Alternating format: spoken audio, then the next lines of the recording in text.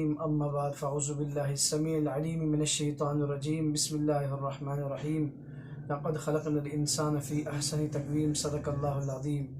اللہم صلی علی سیدنا مولانا محمد وعلی آل سیدنا مولانا محمد وبارک وسلم وصلی علیہ۔ میرے محترم ناظرین کرام، آپ حضرات سے چہرے کو خوبصورت کرنے کا، چہرے کو نورانی بنانے کا عمل شیئر کرنا ہے۔ ہر بندہ چاہتا ہے کہ میں خوبصورت لگوں، ہر کسی کو اچھا لگوں، تو اس کے لیے عمل ہے، اگر جس طرح عورتوں کو مسائل ہوتے ہیں، یعنی کہ چہرے کے اوپر جھائیاں آ جاتی ہیں، داغ آ جاتے ہیں اور چہرہ بدنما لگنے لگ جاتا ہے، تو ان کو چند دن کے اندر ان کا خاتمہ کرنے کے لیے نورانی اور روحانی عمل ہے۔ اس کے اندر آپ اس طرح کریں گے، 100 مرتبہ روزانہ درود ابراہیمی پڑھیں گے عرق گلاب کے اوپر، اور 100 مرتبہ یا نورو، اللہ سبحانہ و تعالیٰ کا اس میں صفاتی نام ہے،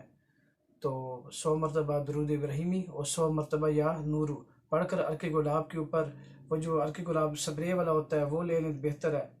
اور کسی اچھی کمپنی کا اوریجنل ہو، یعنی کہ پیور دیسی ہو، تو وہ پھر رات کو چہرے کے اوپر لگا لیں عرق گلاب،